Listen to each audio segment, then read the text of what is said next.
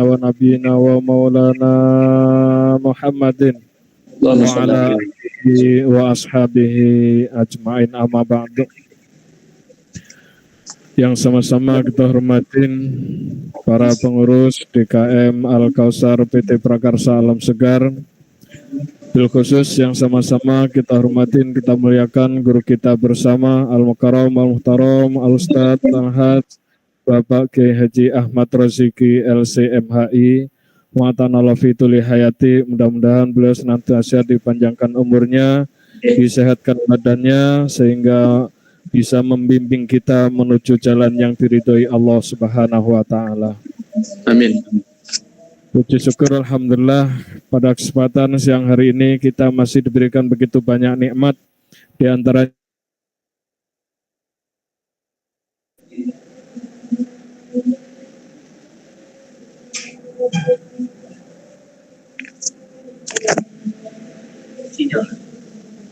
salawat teriring salam, marilah kita sanjungkan, kita sampaikan pada junjungan alam Baginda Rasulullah Muhammad sallallahu alaihi wasallam.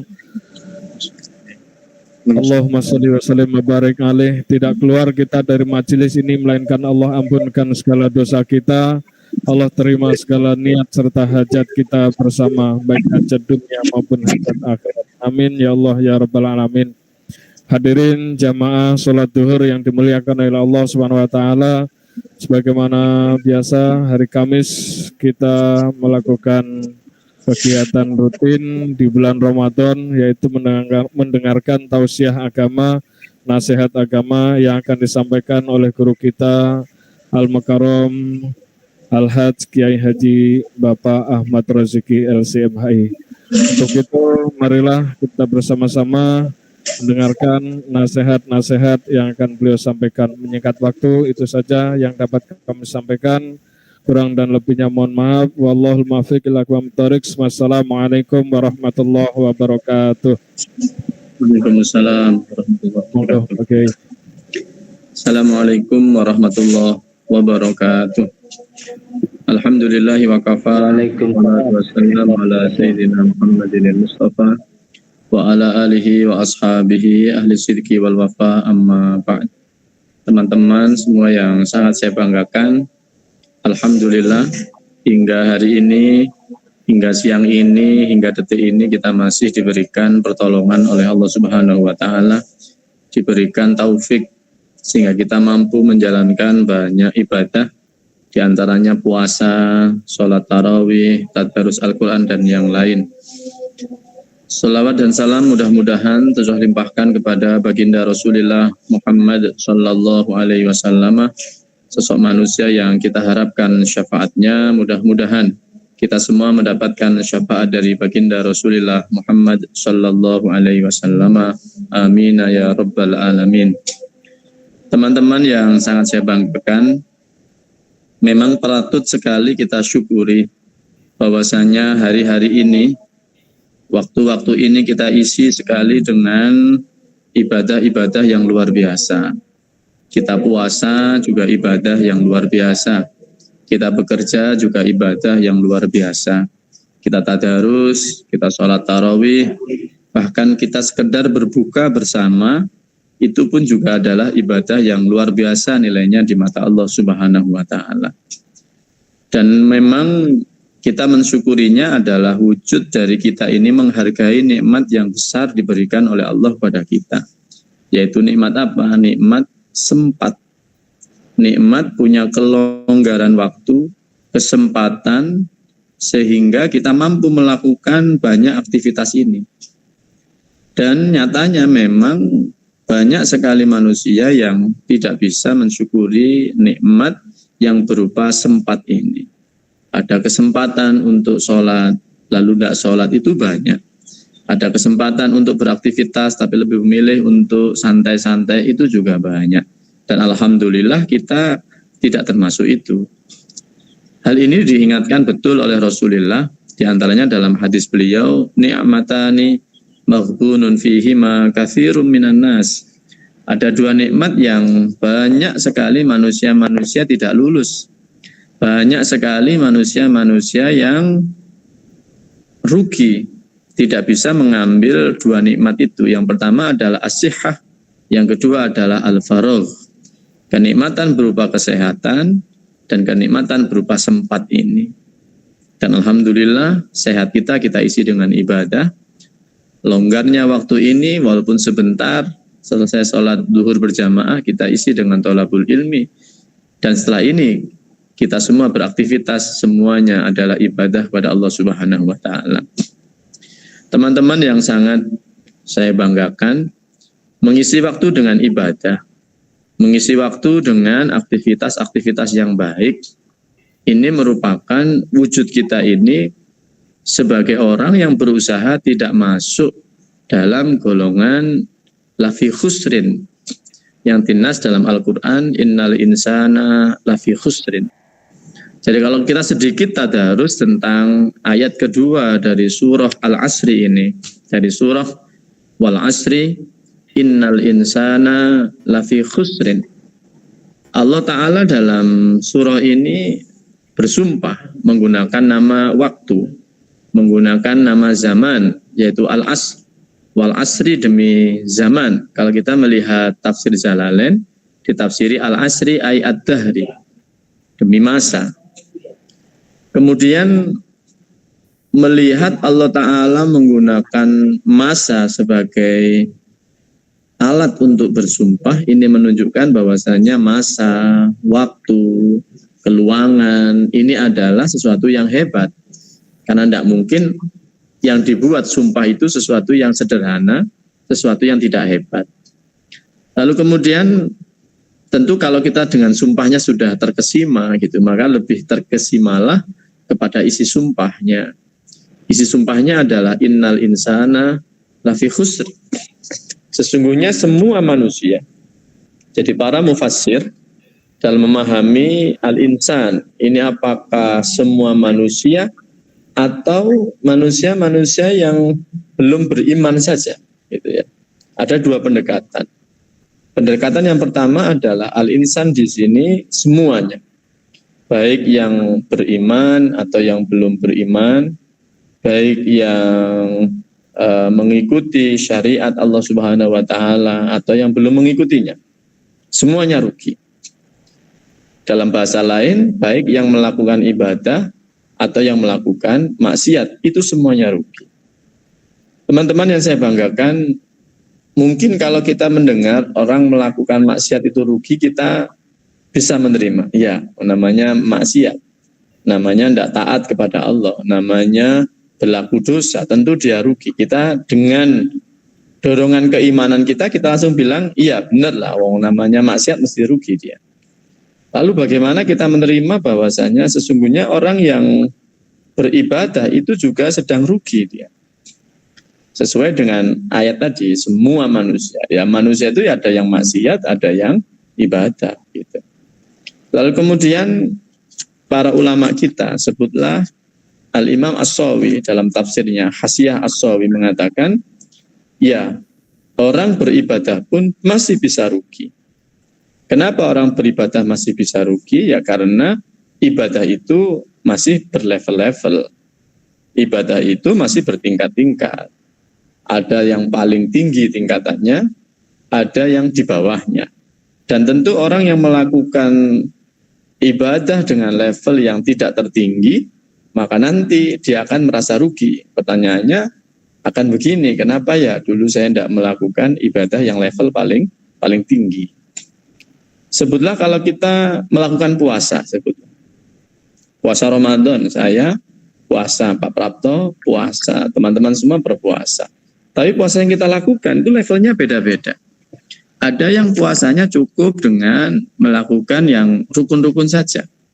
Pokoknya niat, kemudian menahan diri dari semua yang membatalkan puasa, mulai terbit fajar sampai tenggelamnya matahari, selesai puasanya. Itu sudah kadar minimal dalam melakukan ibadah puasa. Sudah pahala, sudah menggugurkan kewajiban, sudah. Tapi lalu ada yang puasanya tidak hanya dengan melakukan aktivitas-aktivitas yang wajib saja. Ada yang ditambahi dengan aktivitas sunnah.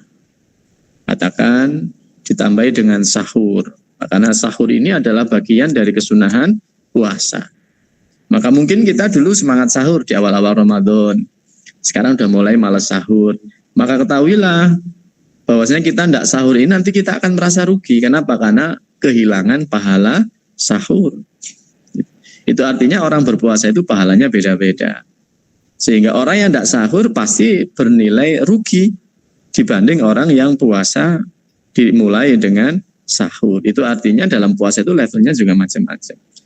Belum lagi kalau dilanjutkan, dalam puasa apa yang dilakukan? Dia puasa, tapi matanya masih jelalatan, masih an-nadharu bisyahwah. Puasanya sah menurut fikih, sah. Tapi nanti ketika dia menerima pahala puasa, dia akan menyesal. Kenapa saya dulu puasa masih melakukan an-nadharu bisyahwah? Sedangkan temannya yang lain, puasanya dijaga betul, matanya dijaga betul, lisannya dijaga betul, tidak ada omongan dusta, tidak ada kata bohong, tidak ada sumpah palsu yang diucapkan selama puasa. Maka tentu nilainya beda, sama-sama puasanya nilainya beda. Atau orang yang tidak berbicara jelek, ada yang diam, ada yang baca Quran. Tentu yang diam sudah tidak dapat dosa, karena membicarakan aib orang lain. Tapi tentu yang diisi dengan baca Quran, pahalanya lebih banyak daripada yang diam. Itulah menyadarkan kita betul bahwasanya dalam ibadah pun level-level yang beraneka ragam itu, bertingkat-tingkat itu, bisa saja akan kita ini termasuk bagian dari orang yang menyesal. Kenapa dulu tidak ambil level ini? Kenapa dulu saya hanya cukup dengan ini? Sekalipun kita sudah dapat pahalanya. Sehingga aktivitas siang ini kita ngaji tentu adalah aktivitas yang luar biasa. Dan aktivitas Anda semua sebelum salat jamaah, yaitu bekerja, itu juga aktivitas yang luar biasa. Oleh karena itu maka kita sangat mensyukurinya bahwasanya waktu luang yang kita punya, waktu, kesehatan, kesempatan yang dianugerahkan Allah kepada kita ini, kita isi dengan aktivitas-aktivitas itu. Toh sekalipun mungkin kita juga melakukan ibadah ini tidak di level yang tertinggi. Kita bekerja mungkin lebih giat ketika ada yang mengawasi. Sementara kalau tidak diawasi kita biasa-biasa saja. Nanti pasti kita akan menyesal ketika mendapatkan pahalanya bekerja. Kita nanti akan menyesal ketika melihat nilai teman yang bekerja secara maksimal dengan kita yang bekerjanya kurang maksimal. Pasti ada penyesalan. Penyesalan itu namanya innal insana lafi khusrin tadi. Teman-teman yang sangat saya banggakan. Sehingga kalau kita menyadari betul kita dihadapkan dalam kerugian, maka orang yang pintar adalah orang yang menjauhi supaya tidak rugi, menjauhi apapun yang bisa menyebabkan kita rugi. Maka ayo kita manage betul waktu kita manage betul kesempatan kita manage betul umur kita, selalu dengan bahasa yang sering kita dengar, hari ini lebih baik daripada hari kemarin, dan hari esok lebih baik daripada hari ini. Selalu kita naikkan kebaikan kita upgrade ibadah kita upgrade ketaatan kita upgrade syukur kita upgrade hubungan kita dengan Allah Ta'ala supaya lebih baik, hubungan kita dengan sesama makhluk dengan semakin lebih baik, hubungan dengan keluarga pun juga semakin baik. Inilah momentum yang luar biasa. Teman-teman yang saya banggakan, masih bicara tentang innal insana lafi khusrin. Menarik di akhir tafsir Hasyasawi ini ada gini kata Hasyasawi. Bisa juga ayat ini dimaknai bahwasanya manusia itu innal insana lafi khusrin. Sesungguhnya manusia itu nanti akan kembali ke titik lemah sebagaimana dulu dia diciptakan pertama kali. Jadi kita ini lahir di dunia kan lemah. Duduk aja enggak bisa. Ya kan? Merangkak apalagi, berdiri apalagi.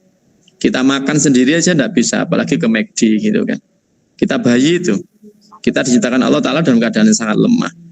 Ngatur duduk aja enggak bisa, berdiri apalagi, jalan apalagi. Tapi kemudian bertahap, waktu demi waktu, hari demi hari, minggu demi minggu, bulan demi bulan, tahun demi tahun kita semakin kokoh. Bisa berjalan, bisa berlari, bisa berbicara. Tapi diingatkan oleh Hasyasawi, ketahuilah bahwasanya hal ini kesempurnaan kita bisa melakukan aktivitas-aktivitas, kemandirian kita dalam melakukan aktivitas-aktivitas, ini nanti ada titik akhir yang kemudian kita kembali ke titik awal. Lafi khusrin ayataroja, dia kembali ya. Kembali kemana siapa? Kembali kepada titik awal layaknya dulu dia diciptakan pertama kali, yaitu lemah. Maka kita lihat mungkin orang-orang tua kita, mbah-mbah kita yang dulu atlet berlari sekarang jalannya perlu dituntun. Yang dulu naik motor tanpa pakai jaket jalan saja, sekarang pakai jaket masih masuk angin gitu kan. Kita ini semakin lemah. Semakin lemah secara fisik ini. Menurut tafsir Hasyasawi di penutup tafsir surah Al-Asri ini, jangan sampai mengganggu kelancaran pahala-pahala yang kita ambil dari ibadah yang kita perjuangkan. Bagaimana caranya?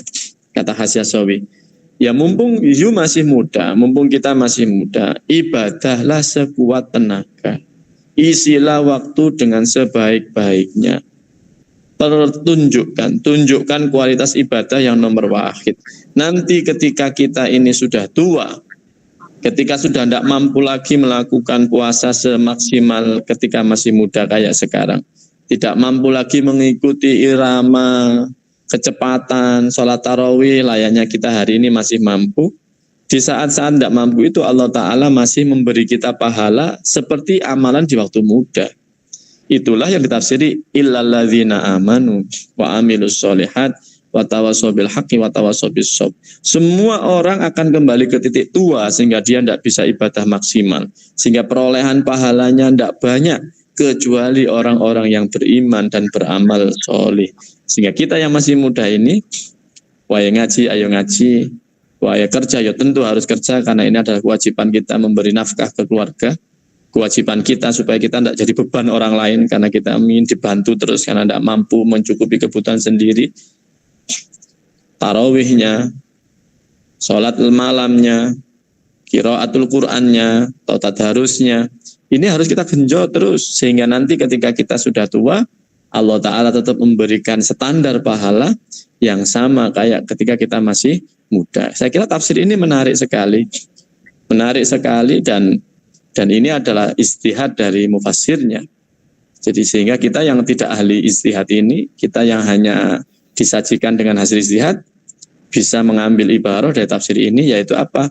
Kata orang Jawa, cancut tali wondo gitu ya. Kuat-kuatnya, ayo ngelakoni ibadah sebisa-bisanya, mumpung masih kuat. Dan nanti ketika sudah tidak kuat, mudah-mudahan tafsir ini benar gitu. Tafsir ini betul-betul kita dapatkan, yaitu apa? Pahalanya seperti waktu muda, sekalipun ibadahnya sudah tidak semaksimal karena sudah tua. Karena memang tidak kita pungkiri. Allah kalau dalam surah Yasin itu apa itu ayatnya? Wa man nu'ammirhum nunakkisum fil khalq. Semakin kita panjangkan umurnya, orang itu nunakkisum fil khalq. Jasmaninya, fisiknya itu semakin kita kembalikan ke titik di mana awal dia dulu ada, semakin lemah. Kayak tadi, dulu atlet berlari, ketika sudah tua, berdiri pun cari pegangan kayu, cari tongkat, cari teman yang nuntun. Nah itulah, waman nu'amirhum nunakkishum fil khalq. Semakin tua fisik kita, semakin lemah. Dan janganlah kemudian kelemahan ini lantas merugikan kita, yang harusnya dulu saya bisa beribadah A, B, C sampai Z, sekarang karena tua tidak bisa maksimal ibadah. Lah kita ini di antara cara ngeman itunya tadi itu, kita ibadah semaksimal mungkin di usia muda, insya Allah walaupun nanti sudah tua, pahala kita sama dengan ketika masih muda. Saya kira itu di kesempatan kali ini. Monggo kalau ada yang bertanya silakan. Mudah-mudahan kita berdoa bersama ya, puasa kita diterima oleh Allah Ta'ala, diberi kesehatan, keberkahan semuanya, dan mudah-mudahan kita semakin istiqomah dalam beribadah. Allahumma amin. Monggo kalau ada pertanyaan, masih ada 7 menit. Oke. Barangkali teman-teman kita dari PT BAS ada yang mau bertanya, dipersilahkan. Sebentar, ini ada Pak Trisno, Pak Kiai. Monggo. Assalamualaikum Pak Kiai. Waalaikumsalam Pak Trisno. Monggo. Terima kasih Pak Yai. Mengenai dengan level atau tingkatan-tingkatan ibadah Pak Yai, mengenai sholat sunnah. Nah ini kan pahalanya juga mungkin beda-beda Pak Yai ya. Ini saya ingin tanyakan mengenai pahala sholat ba'diyah isai dengan sholat tarawih. Ini levelnya atau tingkatannya tinggi mana Pak Ustaz? Lalu yang kedua, sekarang kan lagi bulan puasa, musimnya atau trennya atau sudah tradisi mungkin mengenai buka puasa bersama, ya dengan dananya mungkin ada yang urunan dan sebagainya. Nah ini kalau misalkan ada yang non Muslim Pak Yai, non Muslim ini dia bahasanya apa ya, memberikan makan buka puasa yang pada Muslim. Nah ini bagaimana? Apakah yang non Muslim ini ada amalnya atau pahalanya Pak Yai? Itu Pak Yai, dua pertanyaan saya. Terima kasih Pak Yai. Assalamualaikum warahmatullahi wabarakatuh. Waalaikumsalam warahmatullahi wabarakatuh. Nggih, matur nuwun Pak Trisna. Yang pertama, sholat rawatib dengan sholat tarawih. Beberapa keterangan yang kita terima, rawatib lebih utama daripada sholat tarawih. Tapi maknanya jangan begini, lah ngono rawatib ae, qobliyah ba'diyah terus kalau tarawih ditinggal imame, enggak begitu ya. Maksudnya begini, bagi yang berniat sholat tarawih, sayang kalau hanya duduk-duduk nunggu tarawih, tidak melakukan sholat ba'diyah isya, gitu nggih. Maknanya begitu. Jadi rawatib lebih utama dari sholat tarawih itu maknanya sayang bagi yang sholat tarawih, lalu ketika habis doa, habis wiritan, imam sholat ba'diyah, kita hanya duduk-duduk saja, toh ya nunggu imam sholat tarawihnya. Maka habis isya, wiritan, doa bareng, lalu kemudian ba'diyah isya, lalu ikut sholat tarawih, itu nanti tarawihnya ya dapat, rawatibnya ya dapat. Karena memang rawatib ini luar biasa, nilainya di mata agama kita. Dia aja namanya rawatib. Rawatib itu artinya yang selalu mengiringi sholat wajib. Jadi dia mengiringi sholat wajib. Loh, kalau ada ibadah yang sunnah beriringan terus-menerus dengan ibadah wajib, itu menunjukkan levelnya yang luar biasa. Level yang tinggi. Maka ya alhamdulillah lah kita walaupun tidak jangkep rawatibnya barangkali baru bisa ba'diyah isya, qobliyahnya tidak apa-apa.